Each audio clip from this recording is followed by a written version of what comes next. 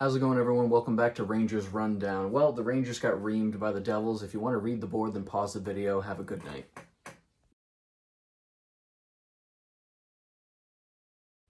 Just kidding. Let's talk about it.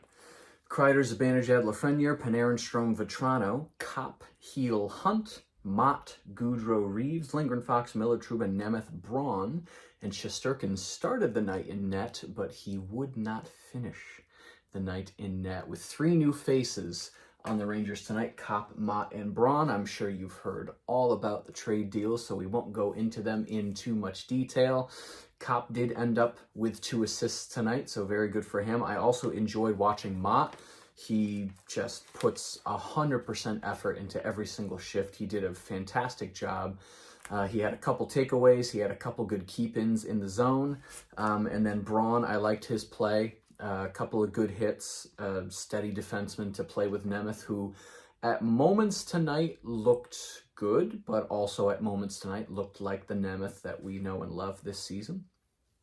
So let's just hop into it. Let's get this over with. Trouba, big hit on Hischier in the neutral zone about a minute into the game, and then a chance for Strome shortly after. Both teams struggling to set up sustained offense. Rangers hitting a lot to start this game. Then about 7 minutes in, just a flurry of shots from New Jersey.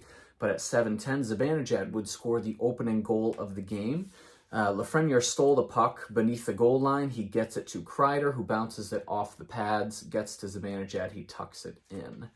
Then a 2-on-1 for New Jersey. Couldn't quite control the puck, so that doesn't develop into anything, but they do end up getting that to the slot later in the shift where Shesterkin makes a good save.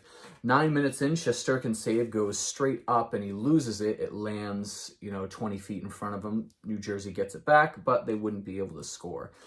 Then at 9:53, Zibanejad takes a high sticking penalty. Kopp is on penalty kill unit number 1.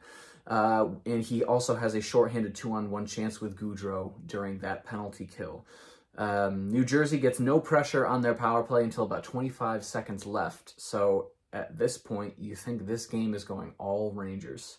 Zibanejad has a chance straight out of the box, and then at 13:55, Fox would score his 10th goal of the season. It was just a snipe from the circle, and Kopp got his first assist of the evening by winning the faceoff. Shesterkin makes a save on a New Jersey player up close after a giveaway. Rangers gave the puck away a lot tonight, especially in the neutral zone. But we get to the end of the first period, shots 14-11 in favor of the Rangers, and they're up 2-0. So any Rangers fan is going to think, all right, this game's in the bag. And no, it absolutely was not. This was embarrassing to watch. Second period, Rangers pressure in the first couple minutes. Strome has a very clear open tap in, but his stick was disrupted by Siegenthaler. So Siegenthaler saving a goal. New Jersey finally sets up a play, which leads to a potential 2-on-1 for the Rangers. So Jersey struggling to set up in the offensive zone. They finally do. They take it a little too far, and then a 2-on-1 break for the Rangers, but Kreider bobbles it, and the play ends up offsides.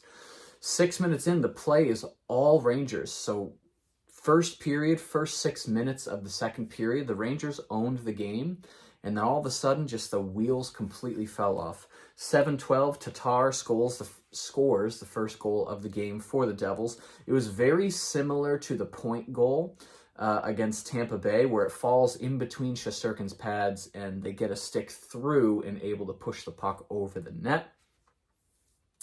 And then a minute and 18 seconds later, Subban would score a goal. It was a slap shot from the point. Seeing eye shot gets in there. And then New Jersey pushes for several minutes after. From the Tatar goal, pretty much to, the beginning. No, I won't even say that. From 7 minutes into the second period to the end of the second period, it was all New Jersey. Just 110% New Jersey controlling play.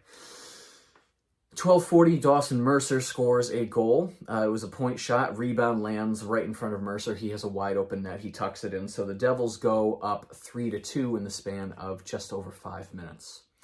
And then at 13:13, Tatar would score his second goal of the game. Too many turnovers from the Rangers. Devils are just pouncing on sticks and getting into passing lanes, forcing the Rangers to turn it over, and then they just zip right the other way. Jersey, very young team, very fast team, and an underrated offense. They've struggled this year because of their goaltending, not for lack of offense. They have some very talented young players on this team, and if you give them enough chances, they're going to score 7 goals on you.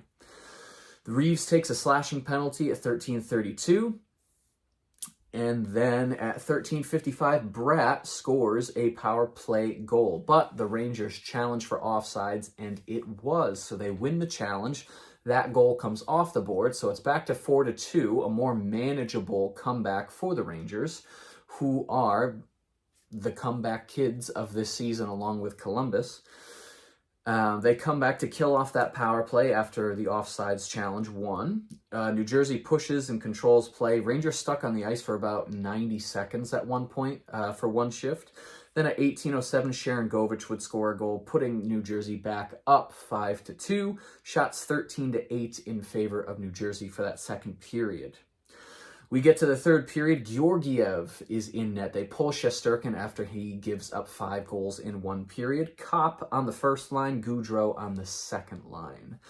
At 3:46, Strome scores a goal. It was a deflection off of a Panarin shot, so it's now 5-3 pretty early in the third period, and you're thinking, they have a shot to come back. 2 goals in just over 16 minutes. The Rangers can handle that, not a problem. Hedl streaks in just over 4 minutes into the period, and the Rangers just keep the possession going. About 8 minutes in, Panarin and Sharon Govich collide. Now, it wasn't a dirty hit by any means by Sharon Govich. I think it was just incidental contact. Panarin tried to get around him, ended up jumping right into him. I think their helmets collided. Panarin stayed on the bench for a little bit, but I do think he eventually went to the locker room, probably for concussion protocol. Hopefully it's nothing worse. But Strome went up and took an unsportsmanlike conduct penalty, getting into Sharon Govich's face. That was at 7:53. Kreider and Zibanejad have a 2-on-1, shorthanded 2-on-1, and Kreider overpasses the freaking puck. Every time this Rangers team overpasses the puck, a part of my soul dies. 9:36, Hughes scores a power play goal. Reeves, Hunt, and Lafreniere have their first shift of the period after that goal. And then Hughes sees that the Rangers' fourth line island of misfit toys, 3 players, is on the ice, and he says, oh, okay, I'll score another goal 70 seconds later. So Hughes, 2 goals in the span of 70 seconds. 14:32, Vesey takes a hooking penalty, and Kopp replaces Panarin on that top power play unit, which is where he would get his second assist on Kreider's 42nd goal of the season. He scores on the power play at 14:56, so now the score is 7-4, but there's 5 minutes left in the game. The Rangers are not scoring 3 goals in 5 minutes, even against the Devils. Mott has a wraparound chance that almost goes in. Hunt has a deflection in front that is stopped, and the 8-game winning streak against New Jersey is broken, and the 5-game winning streak at Prudential Center is also broken in quite embarrassing fashion. Now, I'm not going to be one of those fans that overreacts to this loss and says that the trade deadline acquisitions are busts, because you're ridiculous if you're saying that right now. This is quite the embarrassing loss. In the last 4 games, the Rangers have lost to the 2 teams they probably should have beaten, and they beat the 2 teams that they probably should have lost against. So the Rangers are playing 500 hockey, just not the 500 hockey that we would have predicted 4 games ago. So the Rangers are 40-19-5. I don't know how the Penguins did tonight. They're playing Columbus, I believe, but they probably won that game. So Penguins and Rangers flip-flopping again. We'll see what happens. The Capitals are slowly creeping their way up. They might move into 3rd place. Maybe it's Rangers Capitals in the first round. Maybe it's Penguins Capitals in the first round. Rangers get bumped down to first wild card, in which case they would probably play Carolina. which is not great. Again, any of these first round matchups are going to be a slog for the New York Rangers. So, you know, pick your poison really at this point. Shots 35-31 in favor of the Rangers. Face-offs 48.2%. Power play went 1 for 1 though. So if you're looking for a silver lining, there it is. The power play was 100% tonight. Always nice to see. Hits 24-18 in favor of the Rangers. Blocks 16-9 also in favor of the Rangers. The trivia question of the evening. Who are the last 2 Rangers defensemen to both score 10 or more goals in the same season? Now, ironically, Fox and Trouba have done that as of this evening. Excuse me, Fox scored his 10th goal of the season, and Trouba already had 10 goals. So, the answer to this question is tonight, Fox and Trouba. But they meant before that, because they had no way of knowing Fox would score. It was back in the 07-08 season. It was Roosevelt, who had 13, and Girardi, who had 10. Remember Dan Girardi? I like that guy. So that's it.